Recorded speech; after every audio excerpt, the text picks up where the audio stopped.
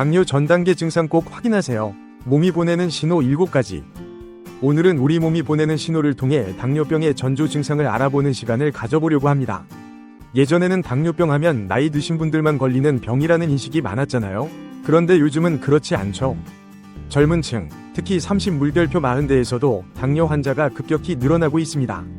우리나라 성인 14명 중 1명이 당뇨 환자라고 하니 정말 흔한 질환이 되어버렸습니다. 그런데 당뇨병이 갑자기 찾아오는 병은 아니에요. 20물결표 30대부터 잘못된 식습관과 생활습관으로 몸의 혈당 조절 능력이 서서히 망가지면서 당뇨 전 단계라는 신호를 보냅니다. 문제는 이 단계에서 많은 사람들이 자신이 위험한 상태라는 걸 전혀 모르고 지나간다는 거예요. 그래서 오늘은 당뇨 전 단계에서 나타나는 7가지 신호를 알려드릴게요. 갑작스러운 체중 증가. 갑작스럽게 살이 찌는 현상은 당뇨 전 단계에서 흔히 나타나는 신호 중 하나입니다. 평생 마른 체형을 유지했던 분들이나 특별히 식사량을 늘리지 않았다고 느끼는 분들조차 이유 없이 체중이 늘어나는 경험을 할 수 있습니다. 이런 현상의 근본적인 원인은 인슐린 저항성에 있습니다. 인슐린은 혈액 속의 당을 세포로 옮겨 에너지로 저장하게 돕는 호르몬인데요. 인슐린 저항성이 생기면 몸이 정상적인 양의 인슐린으로는 혈당을 처리하지 못하게 되고 이를 보상하기 위해 더 많은 인슐린이 분비됩니다. 이 과정에서 신체는 필요 이상의 음식을 섭취하도록 허기를 자극하고 특히 고탄수화물과 고지방 음식에 대한 갈망을 불러일으킵니다. 결국 섭취한 칼로리가 과도하게 축적되어 체중 증가로 이어지며 이로 인해 다시 인슐린 저항성이 악화되는 악순환이 발생하게 됩니다. 따라서 갑작스러운 체중 증가를 경험한다면 단순히 식습관 문제로 치부하지 말고 혈당 조절 능력에 문제가 없는지 확인하는 것이 중요합니다. 심한 식곤증. 식곤증은 누구나 경험할 수 있지만 그 정도가 지나치게 심하거나 반복적으로 나타난다면 단순 피로가 아닌 혈당 조절 이상을 의심해 볼 필요가 있습니다.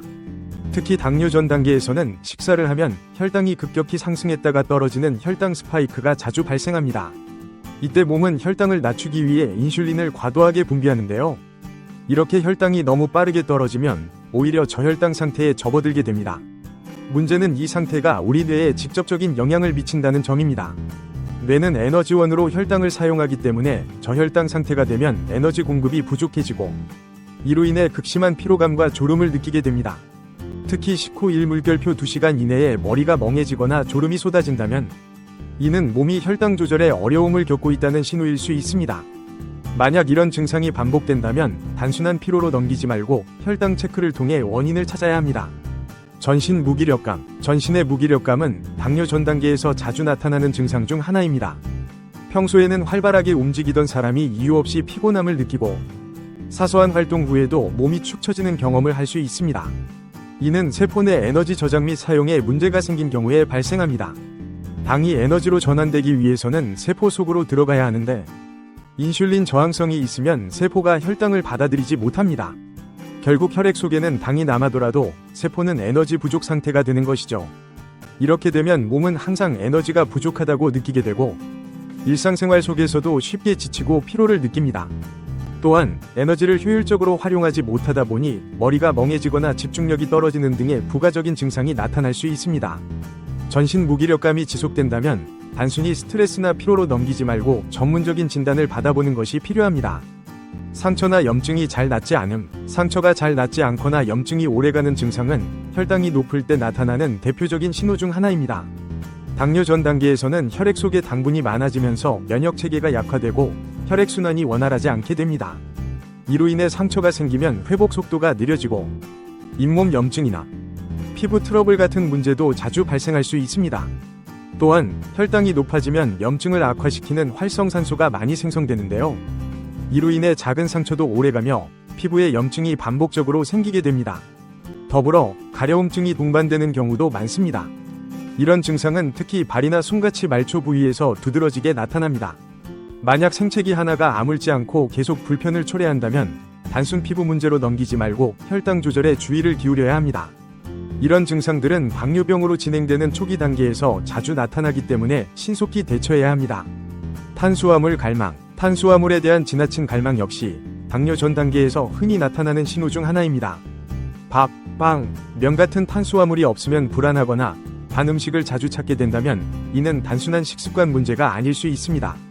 우리 몸은 혈당이 급격히 낮아지면 이를 보상하기 위해 즉각적인 에너지원인 당을 필요로 하게 되는데요. 이때 탄수화물이나 단 음식을 먹게 되면 일시적으로 혈당이 상승하면서 뇌는 안정을 찾습니다. 하지만 이 상태가 반복되면 몸은 점점 탄수화물 의존도가 높아지고 결국 폭식이나 과식을 유발하게 됩니다. 특히 밥 없으면 못 살아 라거나 단 음식을 자꾸 찾게 되는 경우라면 몸이 혈당 조절에 어려움을 겪고 있다는 신호일 수 있습니다. 이런 갈망을 조절하지 못하면 체중 증가로 이어지기 쉽고 결국 당뇨로 이어질 위험이 높아지므로 주의해야 합니다.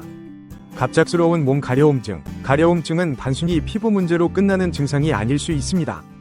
당뇨 전 단계에서는 혈당이 높아지면서 몸의 여러 부위에서 가려움을 느끼는 경우가 흔합니다. 특히 혈당이 급격히 오르내릴 때 가려움증은 더 심해질 수 있습니다. 이런 가려움증은 피부가 건조하거나 예민해서 나타나는 것이 아니라 혈액 속의 높은 당분 농도가 피부로 전달되면서 염증 반응을 일으키기 때문입니다. 특히 손발, 팔꿈치, 무릎 같은 부위에서 가려움이 자주 나타난다면 주의가 필요합니다. 가려움증이 반복되고 특별히 원인을 찾을 수 없는 경우라면 혈당 상태를 점검해보는 것이 중요합니다. 방치하면 증상이 점점 심해질 수 있기 때문에 초기 단계에서 적극적으로 관리해야 합니다. 가족력이 있다면 더욱 주의. 마지막으로 당뇨병은 유전적인 요인도 큰 영향을 미치는 질환입니다. 가족 중에 당뇨 환자가 있다면 본인 역시 위험군에 속할 가능성이 높습니다. 특히 부모님이나 형제자매 중 한 명이라도 당뇨가 있다면 나도 당뇨병에 걸릴 확률이 그렇지 않은 사람보다 훨씬 높습니다.